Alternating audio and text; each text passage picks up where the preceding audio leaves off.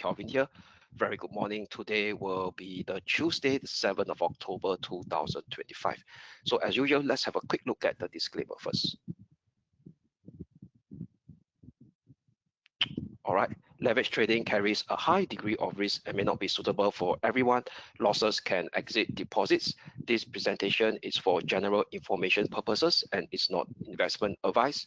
Past information is not representative of future results. All right, so as usual, before we jump straight into today's so-called slim down daily dose of market insights, where I will be only sharing with you the chart of the day for on an intraday basis, let's have a quick recap what has taken shape yesterday in terms of news flow, economic data release, and their impact on the respective broad-based cross-asset classes movement on the intraday basis. So let's start with the US stock market first. So over here, the US stock market yesterday continues to bask in a bullish limelight over here. So what we could see is that the short-term and the medium-term bullish trend of the US stock market remains intact. So yesterday we have a stellar session, especially centered on the mega cap technology stocks. I'll share with you why. So let me touch on the end of the day performance of the SPX. So SPX up by 0.36%. The top performer is the Nasdaq 100 up by 0.78%. The Russell 2000 also came in positively as well, gained by 0.4%. However, the Dow Jones Industrial Average underperformed by a modest loss of negative 0.14%, but still managed to be held right exactly at our short-term pivotal support, which we highlighted yesterday on the US Wall Street 30. So what you could see over here is that initially at the start of the session, the Dow actually sold off. But thereafter, at around the 10 p.m. mark Singapore time, we see a minor V-shaped rally. So very quickly, let me share with you the chart of the Dow Jones Industrial Average. So the Dow Jones Industrial Average yesterday, where I covered the full suite of the intraday technical outlook, I keep we call it analysis of a bullish bias on the US Wall Street 30. So still, the price action managed to shape the reversal right exactly above that 46,400 short-term pivotal support level, which we highlighted yesterday, and this minor bounce has started to take shape over here. So yesterday intraday low was this 46,462 over here. All right, so for those who have an interest in the US Wall Street 30, still maintain that bullish bias because it managed to shape that minor bullish reversal right exactly above 46,400 short-term pivotal support that we have yesterday. But however, for today, there will be a intraday so-called resistance level to look out for. Okay, give me a minute. Let me put it in better writing. Yeah, over here at 46,920. All right, 46,920. So this is where the earlier part of it, where we start to see this black Marubozu candlestick kick shape. So this is the inverted V shape.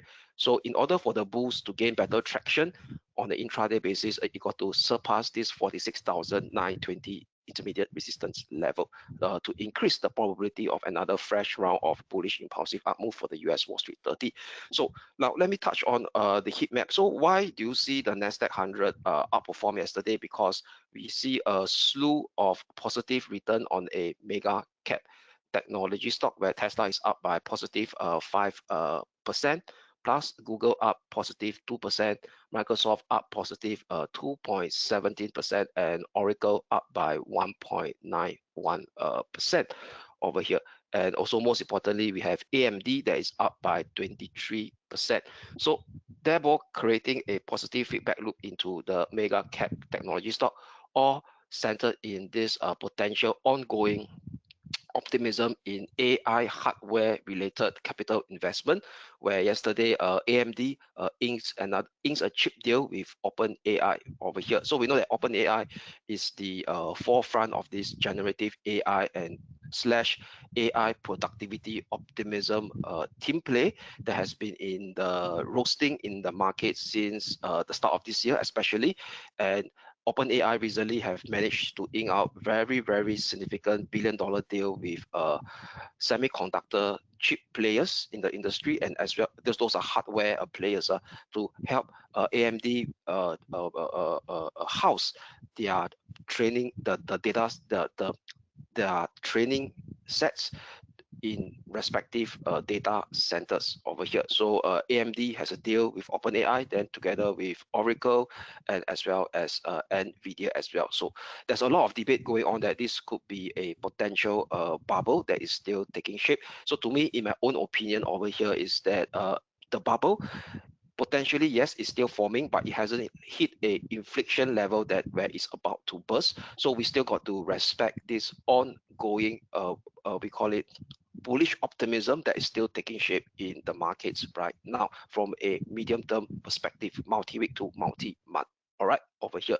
So that's one portion of the first segment of the daily dose. The second portion of the segment of the daily dose will be centered more on the FX market. So the FX market right now has starts to be churning in a sideways fashion yesterday, where we start to see one particular news flow that is dollar positive as well, which is the sudden resignation of a newly appointed French Prime Minister, which is a premier over here. So the French Prime Minister resigns yesterday in a surprise move. So that caused a negative feedback loop in the euro currency, and the euro currency, the euro versus the dollar actually plummeted yesterday over here. So it actually broken below the 50-day moving average on the intraday basis, and also the 160.80 level. These are my short-term pivotal support. Then thereafter, it did another U-turn back up again, holding above the 50 level mark because of this ongoing continuation of Fed rate cut bets that are still being priced in on the high side by the Fed funds futures traders. So what do I mean by that? So if you look at the CME Fed Watch 2, over here, market participants in the Fed funds futures market are continue to assign high odds of another potential 25 basis point cut to come in the 29th of October 2025 FOMC meeting. Very high chance of 92.5%. Market participants is expecting the Fed. These market participants are referring to is the Fed funds futures traders. They're expecting the Fed to cut by another 25 basis point to bring it down to 3.75% to 4%. And if you look at the aggregated tab over here, the market participant also assigning high odds of 80.6% or 81% that the Fed will engineer the third cut for this year on the last meeting for the year, for this year, which is the 10th of December 2025 FOMC meeting, to bring it down lower to the Fed funds rate lower to 3.5% to 3.75%. So because of this, yesterday there's this fierce fight between the support of dollar weakness and also supporting dollar strength. I reckon that in the very short term basis for today, there could be much more of a dollar sideways movement going on over here. So I don't expect any potential directional bias in the very short term for today in the euro dollar. So because of this rather mixed bag over here, so we potentially see this sideways movement on the euro dollar between 117.60 and 116.50 for now. All right, and now back to the story of the dollar yen. So dollar yen continues to remain rather upbeat. It means the dollar strength remains upbeat against the Japanese yen, basking in the limelight of this so-called new leadership that is coming into the Japanese political cycle, which is number one is pretty unprecedented. We're going to have a potentially first female prime minister in Japan, Takashi, and most importantly, Takashi, she is a protege of Shinzo Abe.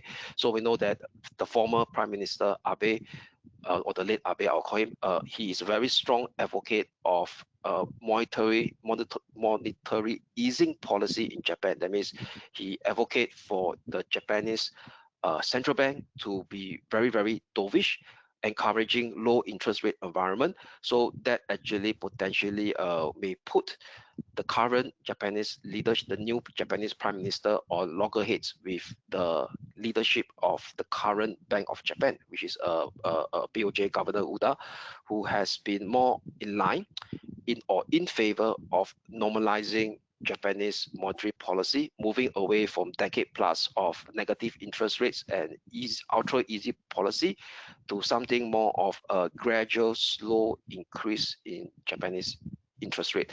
But however, market participants continue to have this fear that the new Japanese prime minister will pressure the Bank of Japan to be less hawkish and instead to maintain interest rates at a very, very low level, and even some fears of cutting interest rate again. Okay, so bear in mind the Japanese central bank BOJ has been cutting interest rate gradually from negative now up to 0.5% in their so-called short-term policy interest rate. So we see very strong upbeat move in the dollar yen. So the dollar yen is the outlier, spiking up yesterday at the Asia session, gapping up at 2% at the stock exchange Asia session. So this is the 5-day rolling performance of the dollar against the other major currency as of now as we are speaking. So the outlier is the dollar yen is up by positive 1.6% based on the 5-day rolling performance basis.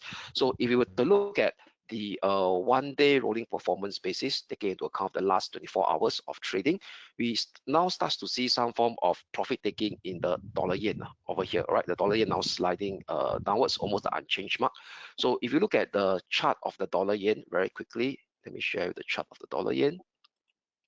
Okay, so this dollar yen continues to be trapped in a very choppy sideways range configuration, where we call it a bearish ascending wedge range configuration. All right, so every time it tests the upper limit on the 10th of on this 13th of May, there's a failure breakout on 1st of August. Test very closely on the 25th of September before the slide managed to survive at the lower limit of this bearish ascending wedge configuration just on last Wednesday and Thursday before gapping up in yesterday's Asia session. And right now, it's now showing some form of hesitation at the upper limit of this bearish ascending wedge, which is highlighted over here in the gray line. All right. And most importantly, the candlestick is now forming a potential shooting star as well. All right, this is the potential shooting star Japanese candlestick over here. So we know that it's still early part of the day because the trading session hasn't ended for the day. So if it continues to form this kind of very small little body candlestick and even potential end as a bearish daily candlestick on a shooting star basis by the end of today's US session, there could be a risk that it may start to reintegrate back into the middle portion of this bearish ascending wedge configuration, a multi-month one that has been taking shape since late April this year. That means that's close to coming close to the 6th month already, right? The 5.5 months to be precise. All right. So I do not want to be so bullish yet on the dollar yen, given of the current price action that's being forming up here and the technical elements that I share with you guys. So I'll be watching very closely this level, 150.50, a bit of excess above the medium-term pivotal resistance at 149.90 over here. All right, so that's for the dollar yen. And we know that the new incoming Japanese Prime Minister, Takashi, she's also a very strong advocate of using expansionary fiscal policy to stimulate the Japanese economy. That means she's in favor of having what you call it consumer tax cuts. So that actually gel well with the bullish momentum that has been ongoing in the Japanese stock market even before she won that leadership vote on Saturday. So that actually accelerated the bullish tone in the Japanese stock market, allowing the Nikkei 225 to actually breach a fresh all-time high that is within our expectation since the start of this month. So if we very quickly look at the Nikkei 225 or the Japan 225 over here, the rally yesterday almost hit our resistance level. Still recall that yesterday we have a very tight pivotal support at 47,050, almost hit our resistance at 48,860, 49,070. And what's interesting over here is that the RSI now has started to shape a bearish divergence. So what it means that on the intraday basis, there could be some form of profit taking or a minor bearish mean reversion decline taking shape. So I'll be watching closely 48,860 / 49,070. That will be my short-term pivotal resistance on the Japan 225 for today. And potentially there could be a form of an intraday minor pullback or a minor mean reversion decline scenario, retesting 47,050, which is my yesterday pivotal support. A breakdown below it may cover the gap up support level at the start of yesterday's Asia session at 46,170. So once price action float down to this level, 47,170 around there, as well as towards slightly lower, if you manage to go below at 45,270, 45,046, that will be the rising 20-day moving average. So this could be a potential level for us to actually flip back to a bullish bias again for this ongoing short to medium term bullish uptrend phase of the Japan 225 to resume after this potential intraday mean reversion decline that may take shape. All right, given of the bearish divergence that's being seen on the hourly RSI. All right, so also in today's Asia session, there is actually a news flow coming up over here, which is the Australia Consumer Sentiment Index, or as compiled by Westpac. Okay, let me share with you guys. So this Westpac Consumer Confidence Change Index continues to deteriorate to a 6-month low over here. All right, to 6 months low, hitting a negative, negative 3.5%. Also way below trading economics forecast at 3.2%. But what's interesting over here is that doesn't really saw a sell-off in the Aussie dollar, which is very interesting over here. So what I could see over here is that the Aussie dollar remains upbeat. So we got to respect the price action of the Aussie dollar, despite this negative news flow that doesn't impact on the movement of the Aussie dollar. So from a fundamental perspective, if we see Australia consumer confidence declining way below a significant level, which is a 6-month low, it should potentially have a negative feedback loop on the Aussie dollar. That's from a fundamental perspective. Why? Because the Australia central bank is more likely to skew towards the dovish side by cutting interest rate again. But however, do not forget, we also got to bear in mind that there are other factors at play, especially on the US side of the story. So the market participant now seems to be skewing more towards the US side of the story, where market participants continues to view a strong chance of 2 interest rate cuts by the US Fed going forward in this month, the end of October. Then thereafter, the second cut or the third cut of the year will be in the December meeting. So that actually explains to us why the Aussie dollar is so firm right now. Is based on the chart over here, right? It's very firm. So now the Aussie dollar managed to actually break above the 66.20 short-term, intermediate short-term resistance level as we're speaking right now. Okay, so this is a hourly intraday break over here. All right, so bear in mind why I'm going to show the Aussie dollar as well. So this Aussie dollar will be my chart of the day for today. All right, given this very strong positive price element, despite that negative news flow out from the Westpac Australia so-called consumer sentiment data. So let me expand my screen to explain more in detail over here. Okay, so very quickly, this Aussie dollar will be my chart of the day. Like I explained earlier, why? Because now it's managed to break out above this 66.20. And what's interesting over here is that this bullish breakout of this 66.20 also take into a form of a minor bullish reversal chart pattern as well that's being formed on an hourly basis, which is an inverse head and shoulder formation. So this will be the so-called left shoulder over here. Okay, let me put it in green. All right, this will be the head, and this will be the right shoulder. That's forming over here. All right, so this will be the pivotal support at 65.75 over here at this point in time. So right now what we could see is that the price action now is testing this 66.20.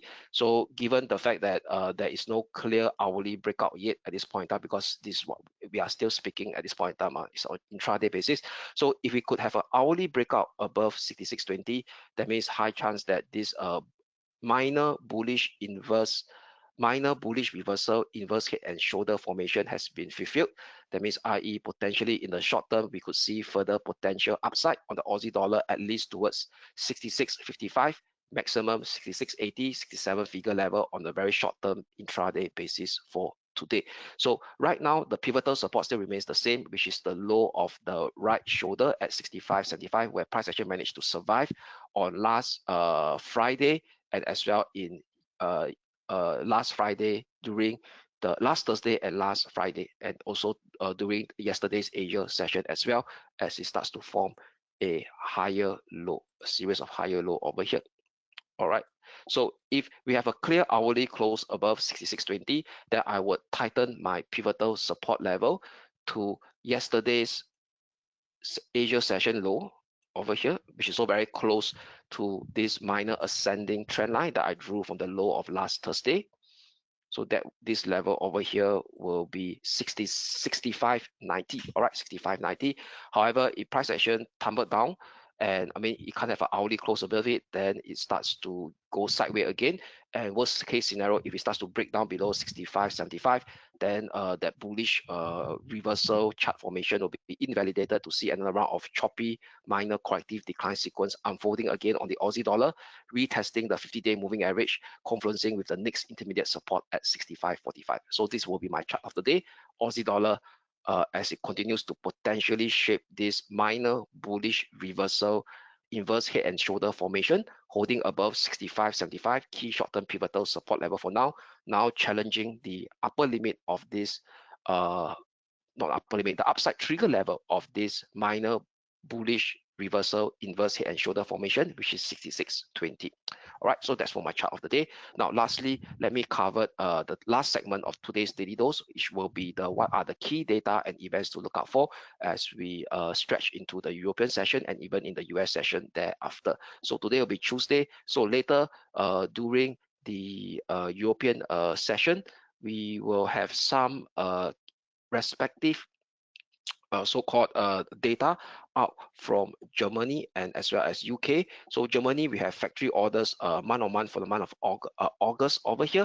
So market expecting improvement from negative growth of negative 2.9% in July to a positive growth of 1.4% month-on-month increase for the month of August. So that could potentially influence the kind of the euro dollar, at least on the short-term intraday basis, as try to retest towards that upper limit of the neutrality range, which is 1.1760, and also the Germany 30 index as well, which is still maintaining in a bullish bias, which I covered yesterday in my short-term intraday technical outlook. Then thereafter, we have some housing data out from UK. Same time at 2 p.m., which is the Halifax house price index data for the month of September. So that could potentially influence the sterling dollar, the sterling cross, and the UK 100 CFD index for those who have an interest. So both economic data, the Germany factory orders, and the UK house price index for the month of September, both are out at the same time at 2 p.m. Singapore time today. Then thereafter, as we stretch into the US session, so for US session, we see a slew of Federal Reserve officials speaking today. So at 10 p.m. and 10:05 p.m., we have Fed Bostic and Fed Bowman over here speaking.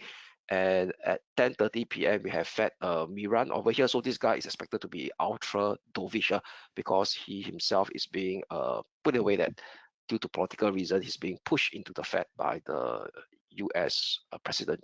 All right, over here. And at 11:30 p.m., we have Fed Kaskari speaking over here. And 12:10 a.m. Singapore time, which is early Wednesday morning, 8th of October, we have ECB President Lagarde speaking again. Then at 4:05 p.m., 4:05 a.m., pardon me, Singapore time, Fed Miran is speaking as well. So we have a slew of US Federal Reserve officials speaking together with a key ECB official, which is ECB President Lagarde herself, speaking at 12:30 a.m. Singapore time, which is early Wednesday, 8th of October. And before the start of our daily dose tomorrow at 7:30 a.m., we have Japanese employment data, more skewing to Japanese employment paid or employee pay. They call it the average cash earning year on year for the month of August. So consensus is expecting a slight dip. Previously, it was 3.4% that was recorded in July. For the month of August, the consensus is expecting a dip to 2.7%. So something to look out for. So if it dip way below what market is expecting, that could potentially see the dollar yen trading very firm again, because this average cash earnings is also one of the metrics that BOJ watches in order to slowly normalize their monetary policy, that means gradually hiking interest rates. So if Japanese employees that is getting better paid in the last 2 years continues to see robust pay increase on a year-on-year basis on every month, that could actually be a supportive factor for BOJ to continue their normalization monetary policy. All right, so that will be at 7:30 a.m. Singapore time. And also at 10 a.m. Singapore time tomorrow, those who have an interest in the Kiwi dollar, RBNZ will be announcing their interest rate decision. So market participants is expecting RBNZ to be dovish again, where due to a rather weak employment market in New Zealand, that causes RBNZ to continue to cut interest rate. So market participants expecting another 25 basis point cut to 2.75% tomorrow at 10 a.m. Singapore time over here. All right, so that sum up the daily dose of market insights for today. I'm Kelvin here signing off.